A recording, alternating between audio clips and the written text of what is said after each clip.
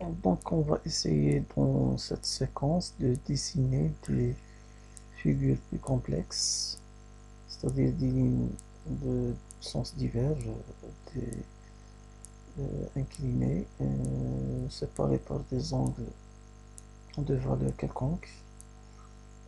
À titre d'exemple, la figure ci-contre. Donc je vais essayer de dessiner cette figure en utilisant le bagage qu'on a jusqu'à présent. Donc c'est une figure de ce côté, les deux longueurs 30 unités.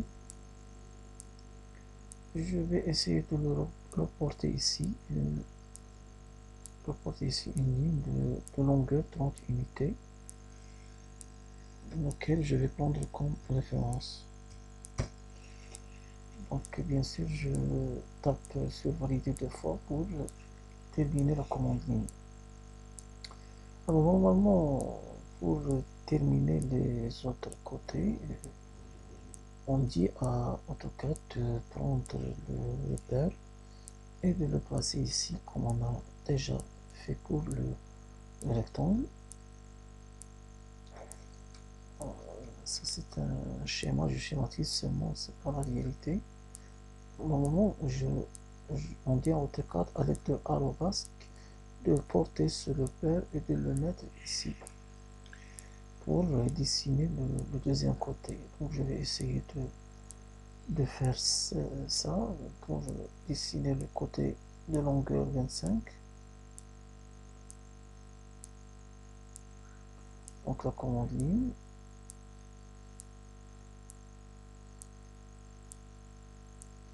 Alors, il faut que je tape arrobas 25 inférieur. Attendez, je vais voir l'angle. L'angle c'est 81,37. Inférieur à 81,37. Et je valide. Donc, j'obtiens quoi que ce soit. J'obtiens une ligne qui m'intéresse pas. Mais qu'est-ce que je viens de faire maintenant? Si je mesure l'angle de cette ligne avec ce côté qui représente en fait l'axe des x puisque ce sont des axes parallèles, si je mesure cet angle à l'aide de la commande de mesurer angle qu'on va bien sûr le voir en détail, on obtient exactement l'angle qu'on vient de taper. C'est-à-dire quoi?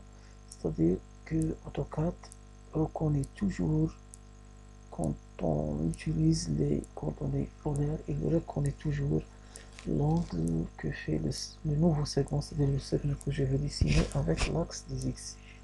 En fait, cette ligne représente l'axe des x puisqu'ils sont parallèles. Donc, la ligne que je viens de dessiner, il fait un angle de 81,37 avec l'axe des x. Donc, mon raisonnement était totalement faux. Je ne peux pas appliquer les choses précédemment vues, sauf que je parviens à changer l'axe des x. Je dis bien changer, non seulement l'origine, mais aussi l'axe des x. Je change pour le porter ici, c'est-à-dire rendre cette ligne l'axe des x. Alors ça, c'est quelque chose de nouveau qu'on va voir. Précédemment, on a vu un changement d'origine. Cette origine vient ici. Mais cette fois-ci, on va voir un changement d'origine, mais aussi un changement d'axe. C'est ce qu'on appelle un changement de repère. Alors, dans outils, les menus outils, le nouveau système de coordonnées utilisateurs, ça, ce sont des différentes manière de changer les repères. On va revenir à cette boîte pour les cours de 3 dimensions. mais en 2 dimensions, on va se consacrer à cette petite commande, c'est-à-dire 3 points. Qu'est-ce que ça veut dire 3 points? Ça veut dire nouveau origine, nouveau axe des x, nouveau axe des y. C'est-à-dire, on va dire à AutoCAD de faire un changement de repère suivant les données qu'on va vous donner, c'est-à-dire on va vous donner un nouveau origine, ou bien une nouvelle origine, un nouveau axe des x, un nouveau axe des y. Donc, si je clique avec le bouton gauche sur cette commande, qu'est-ce qu'il demande AutoCAD? AutoCAD me demande directement de spécifier la nouvelle origine, et c'est ça la nouvelle origine, mais c'est pas encore suffisant.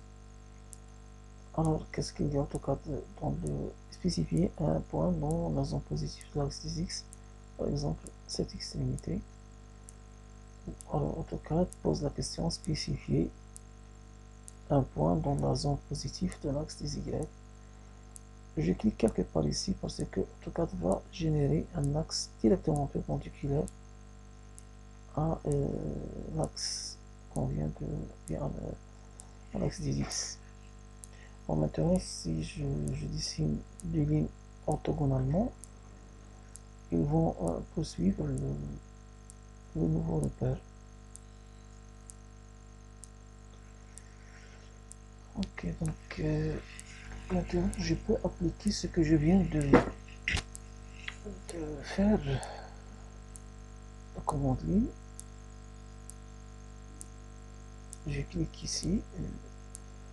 Cette commande que vous voyez en bleu, il peut modifier le sens. S'il est désactivé, je peux modifier le sens de la ligne. S'il est activé, je ne peux pas modifier le sens. Il est toujours orthogonal, donc je vais la désactiver. Donc je peux basculer là où je veux.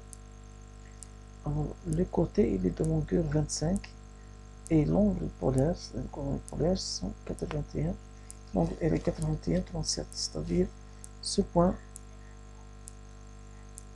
dans le nouveau repère que je viens de créer.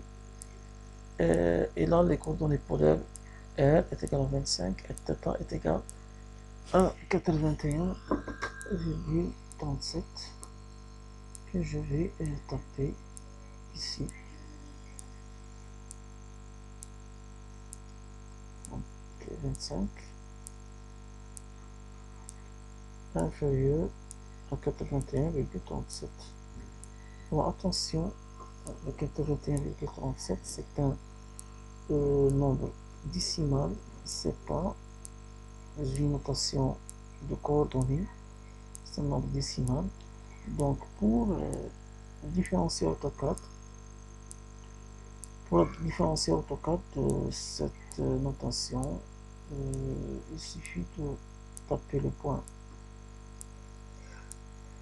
47, c'est-à-dire là on dit à AutoCAD qu'il s'agit d'un nombre décimal. C'est pas si je tape ici une virgule, il va le considérer comme des coordonnées. Donc, et je valide sur cette valeur. Voilà le nouveau côté que je viens de dessiner. Je valide une deuxième fois pour arrêter la commande. Je reviens à mon dessin. Donc, je viens de dessiner cette ligne et cette seconde ligne. Maintenant, si je veux dessiner la troisième ligne, c'est le même raisonnement. Je ne peux pas utiliser les coordonnées polaires, sauf que je vais faire coïncider l'axe des x exactement avec cette ligne, puis utiliser les coordonnées polaires.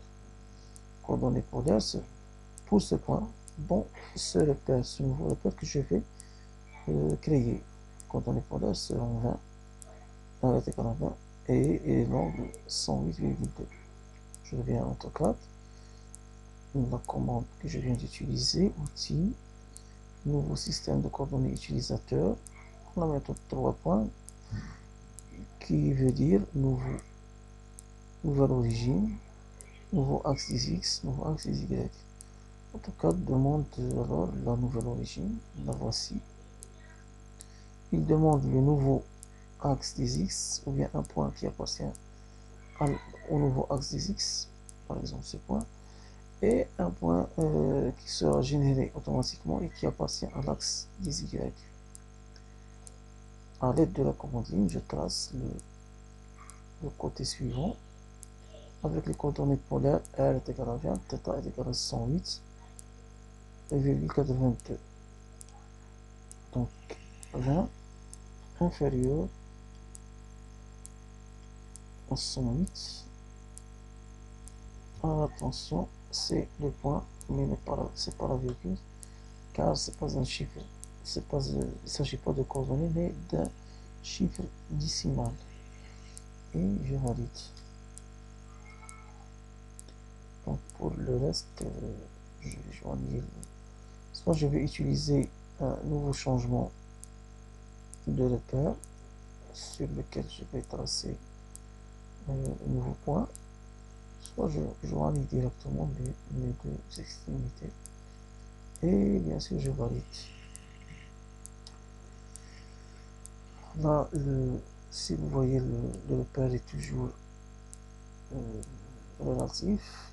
Si je veux revenir au repère absolu de AutoCAD, je reviens à Outils. Et il faut que je revienne, bien sûr, au repère absolu pour ne pas avoir des erreurs. Nouveau système de coordonnées utilisateur général. Général, c'est-à-dire revenir au repère absolu. Voici cette méthode pour créer les angles et les figures de dimension quelconque, bien de forme quelconque. Donc on vient de dessiner une figure de forme quelconque. Donc, je vous invite à faire la même chose, par exemple pour cette figure.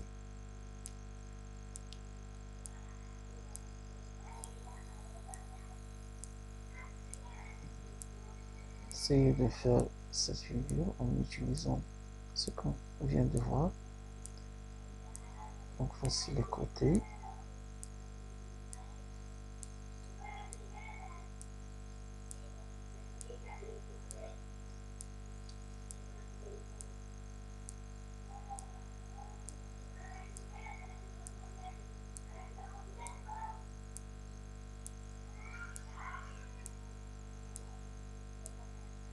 Donc on va essayer de donner toutes les valeurs nécessaires.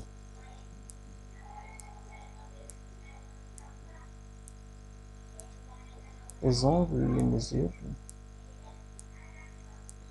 Je vais essayer un petit peu d'agrandir les valeurs de cotation. On va revenir à ce détail plus loin.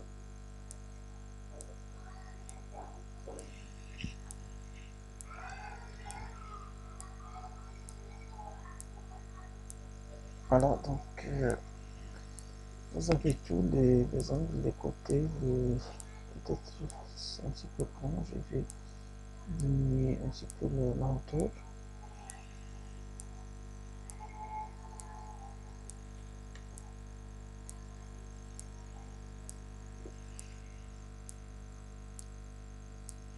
Voilà, donc essayez de dessiner cette figure vous-même. Bien sûr, vous allez faire arrêter la vidéo et prendre les dimensions calmement. Donc à la prochaine.